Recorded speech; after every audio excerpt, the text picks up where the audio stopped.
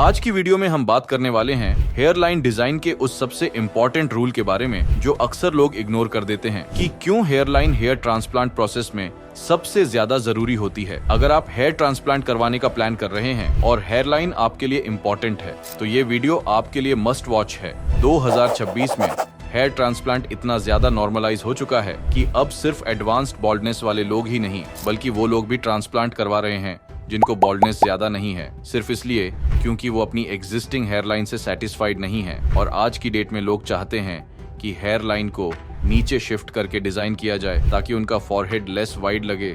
Almost हर patient को यही चाहिए। आज हम आपके सामने 4 डिफरेंट पेशेंट्स की जर्नी शेयर करने वाले हैं जिनकी hair line design completely different है और हर डिजाइन उनके फेस शेप, फेशियल सिमेट्री और एज के अकॉर्डिंग बनाया गया है। तो वीडियो को एंड तक जरूर देखिए क्योंकि परफेक्ट हेयर लाइन का मतलब सिर्फ डेंसिटी नहीं, बैलेंस लुक देना होता है। चलिए वीडियो में आगे बढ़ते हैं और जानते हैं कि कैसे हमारे एक्सपर्ट्स ने उन पेशेंट्स की हेयर लाइन डिजाइन करी और फाइनल रिजल्ट्स कैसे रहे। अब अगर हम इन चारों पेशेंट्स की बिफोर कंडीशन को क्लोजली एनालाइज करें तो सबसे पहले एक चीज क्लियर हो जाती है कि हर पेशेंट का हेयर लॉस पैटर्न डिफरेंट था। पेशेंट 1 के केस में उनकी हेयर लाइन नोटिसेबली पीछे शिफ्ट हो चुकी थी। इस वजह से कंप्लीट फ्रंटल एरिया में ओवरऑल स्पार्स और फ्लैट अपीयरेंस क्रिएट हो चुकी थी। डेंसिटी इवनली कम हो गई थी जिससे फेस का अपर फ्रेम वीक लग रहा था। पेशेंट 2 के केस में hair line M shape recession में डेवलप हुई थी। शुरू में रिसेशन सिर्फ कॉर्नर्स तक लिमिटेड था लेकिन धीरे धीरे ये मिड स्कैल्प की बाउंड्री तक एक्सटेंड हो चुका था। रिजल्ट ये था कि साइड्स विजिबली स्पार्स दिख रही थी और सेंट्रल फ्रंटल जोन में मिनिएचराइज्ड फॉलिकल्स के साथ थिनिंग प्रेजेंट थी जो इंडिकेट करता है कि हेयर ग्रेजुअली वीक हो रहे थे। पेशेंट 3 का हेयर लॉस पैटर्न पेशेंट 2 से मिलता जुलता था लेकिन थोड़ा और स्ट्रक्चर्ड था। इनकी हेयर लाइन भी प्राइमरली साइड से रिसीड हुई थी और फ्रंटल बाउंड्री के एंड तक पहुंच चुकी थी। इस केस में टेम्पल्स का एडिशनल रिसेशन हुआ था जिस वजह से उनका ओवरऑल फेशियल फ्रेम डिस्टर्ब्ड लग रहा था। इंटरेस्टिंगली इनके फ्रंटल टफ्ट में माइल्ड थिनिंग के साथ हेल्थी हेयर ग्रोथ प्रेजेंट थी जो प्लानिंग के पर्सपेक्टिव से एक पॉजिटिव फैक्टर था। इन तीनों पेशेंट्स की बॉल्डनेस मिड स्टेज कैटेगरी में थी। फ्रंट एरिया के बियॉन्ड रिमेनिंग स्कैल्प पर हेल्थी ग्रोथ प्रेजेंट थी और सबसे इंपॉर्टेंट बात, डोनर एरिया स्टेबल कंडीशन में थे। ये फैक्टर ट्रांसप्लांट प्लानिंग के लिए काफी सपोर्टिव होता है। अब बात करते हैं पेशेंट 4 की जो इन सबसे डिफरेंट केस था। इनकी बॉल्डनेस कंपैरेटिवली एडवांस स्टेज में थी। हेयरलाइन साइड से रिसीड हो चुकी थी सिमिलर टू पेशेंट्स 2 और 3, लेकिन डिफरेंस ये था कि फ्रंटल एरिया कंपैरेटिवली कम अफेक्टेड था। मिड स्कैल्प में माइल्ड थिनिंग प्रेजेंट थी जो PRP और मेडिकेशन से इंप्रूव हो सकती है, लेकिन क्राउन रीजन में नोटिसेबल सीवियर थिनिंग प्रेजेंट थी जो इस केस को कॉम्प्लेक्स बनाती है। अमंग ऑल 4 केसेस पेशेंट 4 की बॉल्डनेस सबसे ज्यादा एडवांस स्टेज में थी। फिर भी एक पॉजिटिव एस्पेक्ट यहाँ भी था, इनका डोनर एरिया हेल्थी और स्टेबल था जो सर्जिकल प्लानिंग के लिए एक स्ट्रॉन्ग एडवांटेज है। इस एनालिसिस से एक चीज क्लियरली समझ आती है कि हेयर लॉस सिर्फ एक कंडीशन नहीं होती। हर पेशेंट का पैटर्न, प्रोग्रेशन और फेशियल इम्पैक्ट अलग होता है और इसी वजह से हर केस में हेयर लाइन डिजाइन और ट्रीटमेंट प्लानिंग कंप्लीटली कस्टमाइज्ड होनी चाहिए। अगर आप भी हेयर फॉल या बॉल्डनेस से परेशान हैं तो आज ही हमारे एक्सपर्ट्स के साथ कंसल्टेशन बुक करें। बॉल्डनेस को डिटेल में एनालाइज करने के बाद हमारे एक्सपर्ट्स ने सबसे इंपॉर्टेंट फेज स्टार्ट किया, planning and hair line design. Generally hair line design से पहले स्कैल्प को क्लियरली विजुअलाइज करना बहुत जरूरी होता है, इसलिए मोस्टली केसेस में रिमेनिंग हेयर्स को ट्रिम किया जाता है ताकि natural hair growth pattern, recession extent और स्कैल्प सरफेस क्लियरली विजिबल हो सके। पेशेंट 1, पेशेंट 2 और पेशेंट 3 के केसेस में भी यही प्रोटोकॉल फॉलो किया गया। उनके रिमेनिंग हेयर्स को ट्रिम किया गया ताकि प्रिसाइज मेजरमेंट और सिमेट्रिकल डिजाइन पॉसिबल हो। लेकिन पेशेंट 4 का कंसर्न थोड़ा डिफरेंट था। उनकी प्रेफरेंस और प्रोफेशनल कमिटमेंट्स को कंसिडर करते हुए उनके सारे बाल ट्रिम नहीं किए गए, सिर्फ अफेक्टेड एरिया और डोनर जोन से लिमिटेड ट्रिमिंग की गई और उनके लिए नॉन शेव टेक्निक के थ्रू हेयर ट्रांसप्लांट प्लान किया गया ताकि उनका एग्जिस्टिंग लुक लार्जली मेंटेन रहे। हेयर ट्रिमिंग के बाद सभी पेशेंट्स के स्कैल्प को एक मेडिकेटेड सॉल्यूशन से थरली क्लेंस किया गया ताकि इंप्योरिटीज रिमूव हो जाएं और एक sterile clear surface design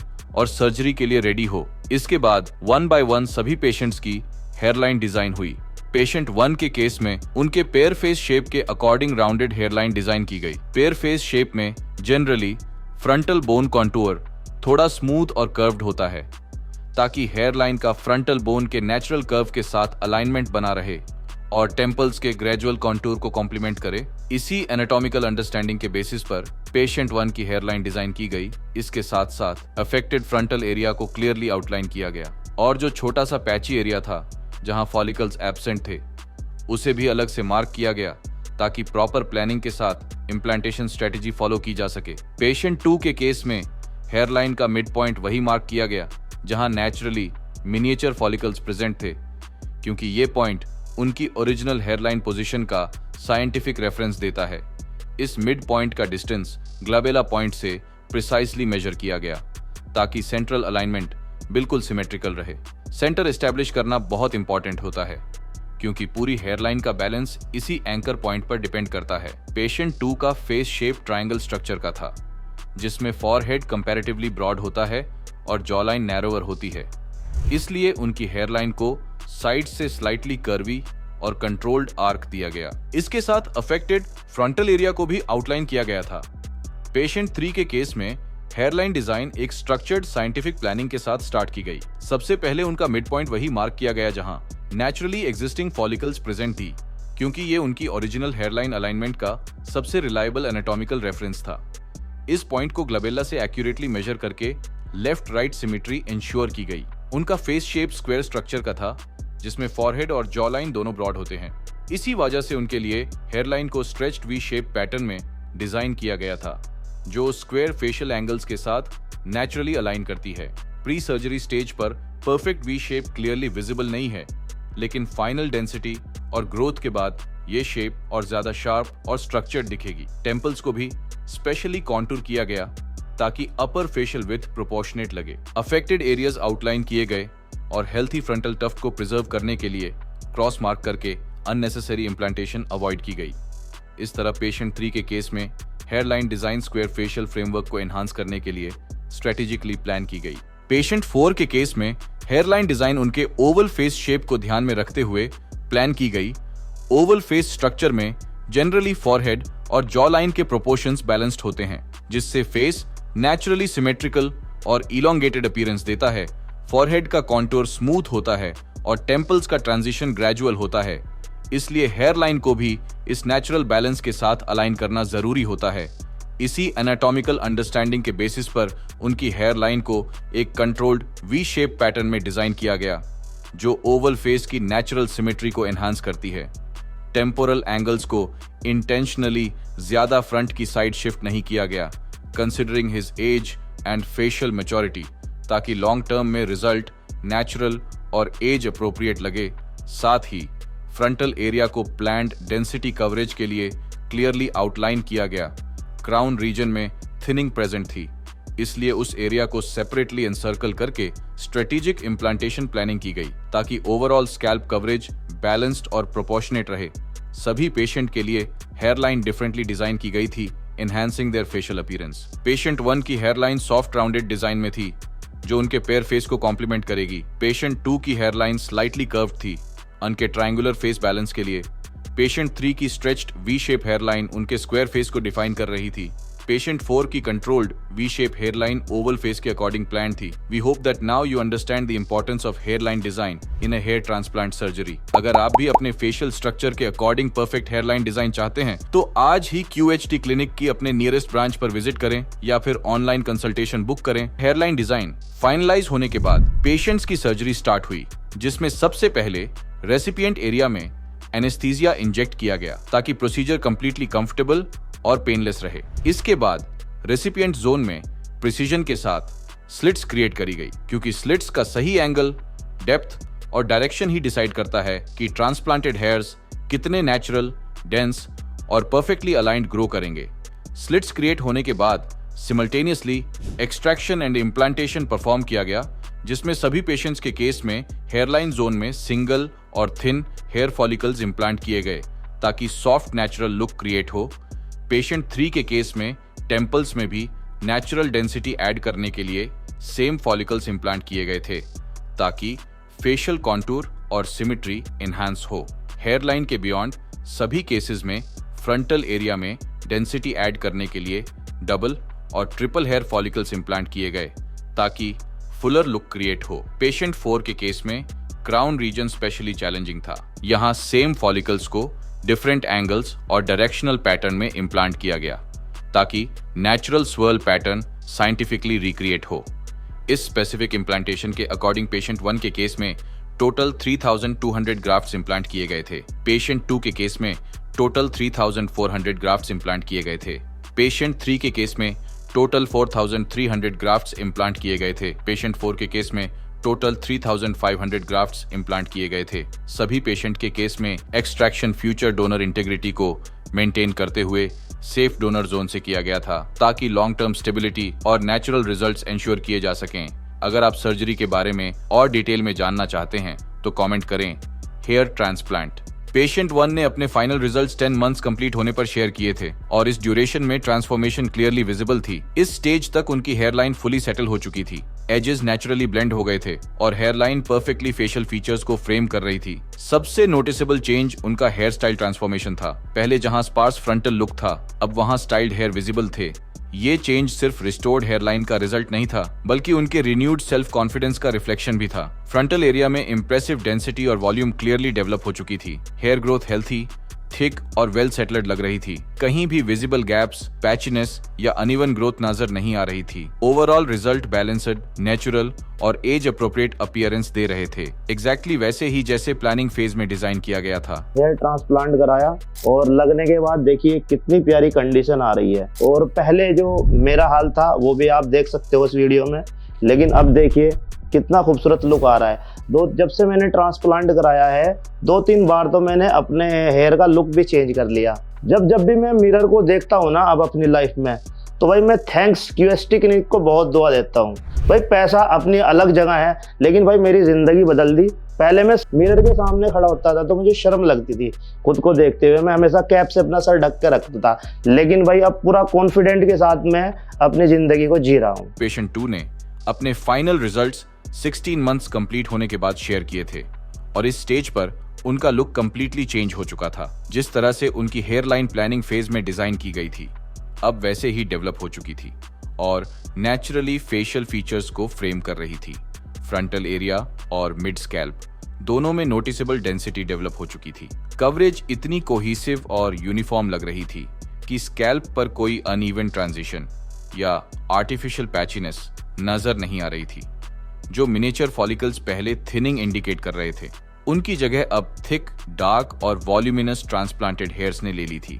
temples का ट्रांजिशन भी बैलेंस्ड लग रहा था, जिससे फॉरहेड विथ विजुअली कंट्रोल्ड और प्रोपोर्शनेट अपीयर हो रही थी। ओवरऑल उनकी एंटायर अपीयरेंस नोटिसेबली रिजुविनेटेड लग रही थी। फेशियल सिमेट्री एनहांस हुई थी और कॉन्फिडेंस में क्लियर बूस्ट दिखाई दे रहा था। रिजल्ट अभी जब आया ना तो मुझे मतलब ऐसा लग रहा है कि मैं जितनी तारीफ करूँ उतनी कम है। एक्सपेक्टेशन के से भी बियॉन्ड है मेरे हिसाब से। मैं क्लिनिक को तो रेटिंग दूंगा 10 आउट ऑफ 10 बिकॉज मुझे रिजल्ट जो है मेरे बेस्ट मिले हैं मुझे, तो ऑफकोर्स जाहिर सी बात है मैं रेट 10 ही दूंगा। पेशेंट 3 ने अपना फाइनल रिजल्ट्स 9 मंथ्स कंप्लीट होने पर शेयर किए थे। इस स्टेज पर उनका लुक पूरी तरह से चेंज हो चुका था। जो stretched V shape hairline planning phase में स्क्वायर फेशियल फ्रेमवर्क को एनहांस करने के लिए डिजाइन की गई थी, अब वो परफेक्टली डिफाइंड फॉर्म में विजिबल हो रही थी। हेयरलाइन शार्प और स्ट्रक्चर्ड अपीयरेंस दे रही थी, जो उनके फॉरहेड के साथ नेचुरली अलाइन कर रही थी। टेम्पल्स भी ब्यूटीफुली डिफाइन हो चुके थे, जिससे उनकी कंप्लीट फेशियल सिमेट्री एनहांस हो गई थी। हेड डाउन पोजीशन में हेयरलाइन की वी शेप और भी क्लियरली विजिबल थी, जो प्रिसाइज स्लिट क्रिएशन और डायरेक्शनल इम्प्लांटेशन का रिजल्ट है। फ्रंटल एरिया में dense voluminous growth seamlessly mid scalp के साथ मर्ज हो चुकी थी। कहीं भी हार्श ट्रांजिशन या आर्टिफिशियल लाइन इफेक्ट नजर नहीं आ रही थी। इस एनहांस्ड अपीयरेंस ने उनके कॉन्फिडेंस को विजिबली बूस्ट कर दिया था। अब पेशेंट कंफर्टेबली अपनी प्रेफरेंस के according different hair styles try कर सकते हैं, जो 9 मंथ मैच्योरिटी फेज का एक स्ट्रॉन्ग पॉजिटिव इंडिकेटर माना जाता है। पहले बार्डनेस बहुत ज़्यादा थी, अब रिजल्ट इतना अच्छा हो गया है और इतना नेचुरल लगता है, कोई कह नहीं सकता कि ट्रांसप्लांट भी हुआ है। और फैमिली मेम्बर्स भी एकदम देख के हैरान हो जाते हैं कि यहाँ भी ट्रांसप्लांट हुआ है, क्या हुआ है ये।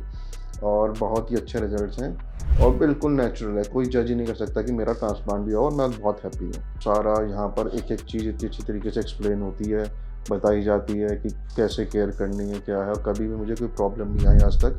और फॉलोअप तो इतना अच्छा है कि हफ्ते और महीने के बाद हर इनका कॉल आता ही आता है और प्रॉपर फॉलोअप लिया जाता है, सारी प्रॉब्लम्स पूछी जाती हैं और उसका समाधान भी बताया जाता है। तो इसलिए QHD मुझे बेस्ट लगता है। पेशेंट 4 ने फाइनल रिजल्ट्स डेवलप होने के बाद एक वीडियो शेयर किया था। चलिए जानते हैं कि उन्हें अपना ट्रांसफॉर्मेशन कैसा लगा। Hello friends, do you recognize me? If not, you should see some of my movies. So, take a look at the photo of me from last year. It's completely different, right? Don't I look better? A lot of people have been telling me that I look much younger than I did a year ago. And the big reason for that is because of the hair transplant that I got at the QHD Regrow Clinic in Haridwar. I really have to thank all of the doctors there for doing such a fabulous job. The whole team was great. I went there, I took a safari, a really fun animal safari. We did river rafting, and the whole team was just fantastic. But to get back to the hair transplant, you know, I have to look good in front of the camera. I'm an actor, and I was a little bit nervous about the whole thing. But a lot of my film friends did go and get their hair transplant done at QHD. So I went there for a consultation and then the procedure. And as you can see, a year later, I've had a lot of new growth, and it's really, really boosted my confidence. So I can say that I wholeheartedly endorse the QHD Regrow Clinic at Haridwar. Thank you to all the doctors there that did a fabulous job, and I can certainly recommend them if you are thinking about a hair transplant. Thank you.